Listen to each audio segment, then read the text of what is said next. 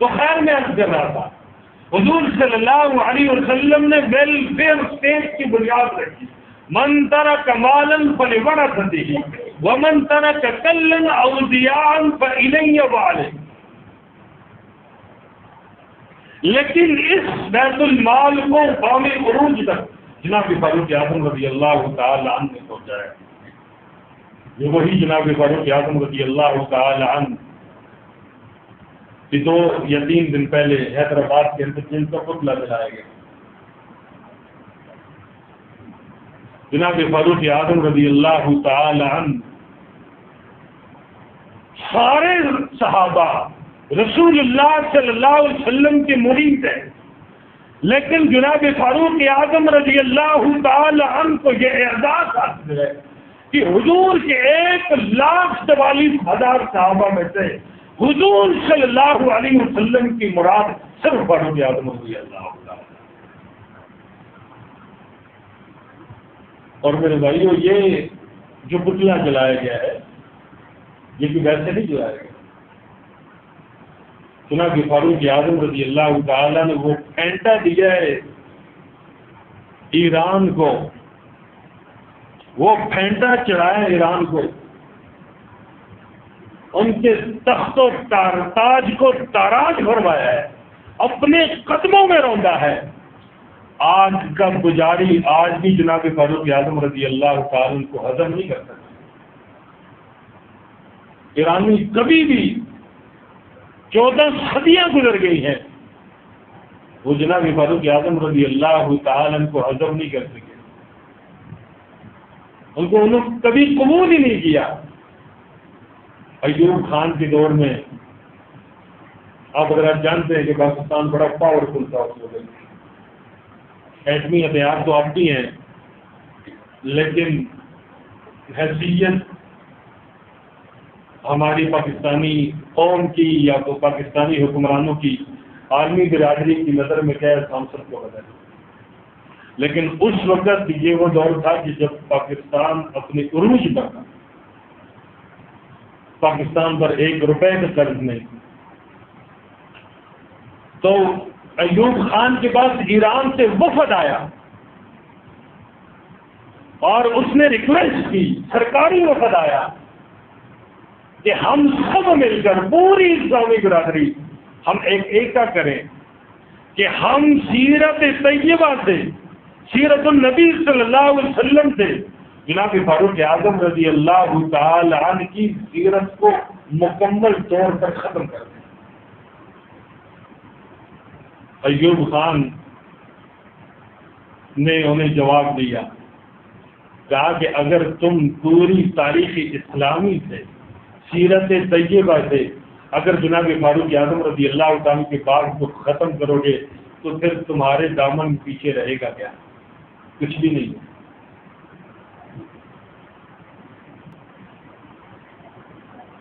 کافروں نے تو جناب فاروق اعظم رضی اللہ تعالیٰ کو قبول کیا، نہ صرف قبول کیا بلکہ جناب فاروق اعظم رضی اللہ تعالیٰ کے بنائے ہوئے قوانین اس وقت بھی یورپ کے اندر عمر لا کے نام سے ان کے آئین کا حصہ ہے.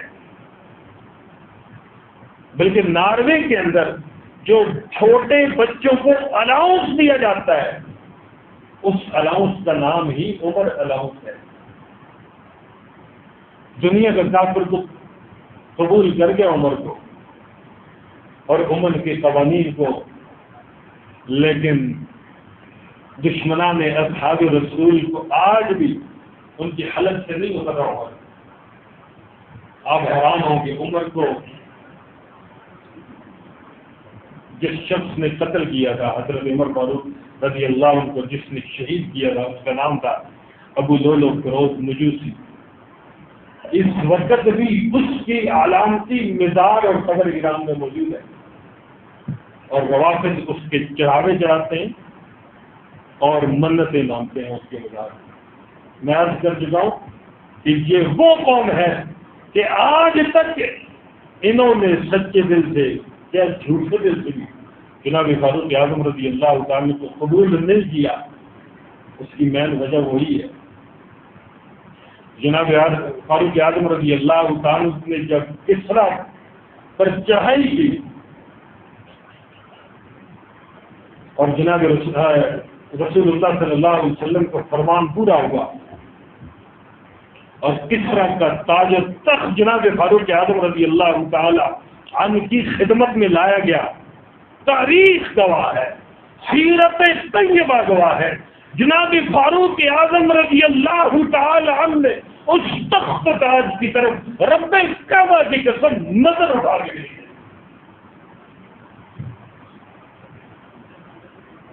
اور جناب فاروق اعظم رضی اللہ آسمان کے ستارے ہیں، جناب فاروق اعظم رضی اللہ آسمان ہدایت کا تارا ہے۔ کسی کا دماغ خراب ہو جائے اور وہ یہ کہے کہ مجھے یہ ستارہ اچھا نہیں لگتا اور وہ منہ پر کر کے ستارے پر تھوکے تو مجھے بتائیں کہ ستارے تک دھوپ پہنچے گی، اس کی اپنی شکل بگڑے گی، وہ دھوپ کدھر آئے گی؟ دھوپ پھینکنے والے کے منہ پر آئے گی نا۔ اس ستارے کی جناب رسول اللہ صلی اللہ علیہ وسلم نے ان ستاروں کی جو فضائل بیان کر دیے، رب کائنات نے جو ان ستاروں کے فضائل بیان کر دیا حضرات صحابہ کرام نے، دنیا برباد ہو سکتی ہے، تباہ ہو سکتی ہے، لیکن ان فضائل کے اندر ایک رتی بھر بھی کوئی کمی نہیں لا سکتا، اور جو کوشش کرے گا وہ ایمان سے جائے گا، اسلام سے جائے گا۔ کہتے ہیں کہ ہم نہیں مانتے فاروق اعظم کو، ہم فاروق اعظم کو نہیں مانتے، ہم عمر فاروق کو نہیں مانتے۔ ارے تمہیں کوئی مسلمان نہیں مانتا، تم فاروق اعظم کو کیسے مانو گے؟ حلالی خون فاروق اعظم کو مانتا ہے، جس خون میں حلال حرام کی ملاوٹ ہو، سخت الفاظ کہہ رہا ہوں، وہ خون کبھی فاروق اعظم کو مان نہیں سکتا، اس خون کا تقاضا ہے۔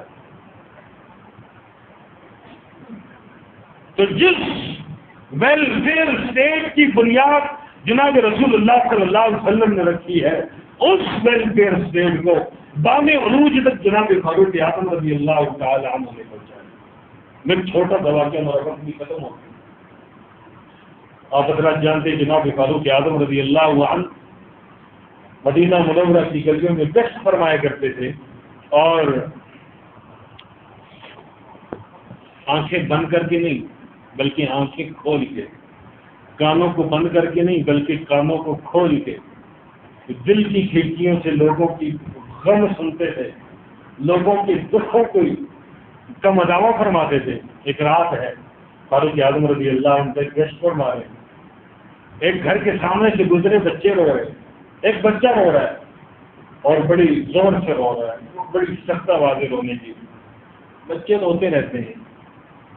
تشریف لے گئے، واپسی پر اسی گھر کے قریب سے گزرے، سنا گھر بچہ رو رہا ہے، پھر ذہن میں آیا کہ روتے رہتے ہیں بتاؤ بچے، اور جب کافی دیر کے بعد تیسرا چکر لگا، اسی گھر کے سامنے سے بچہ رو رہا تھا، جناب فاروق اعظم رضی اللہ عنہ نے دروازہ کھٹکایا، اندر سے ایک شخص باہر نکلا، کہا بچہ کیوں رو رہا ہے، بڑی دیر سے رو رہا ہے؟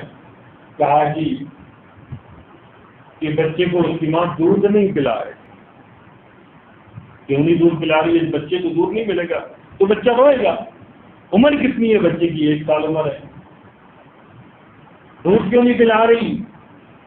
اس لیے نہیں پلا رہی، سچوں کا دور تھا، منافقت تھی نہیں ہماری طرح، جو کچھ دل میں تھا، جو کچھ حقیقت تھی زبان پہ وہی تھا۔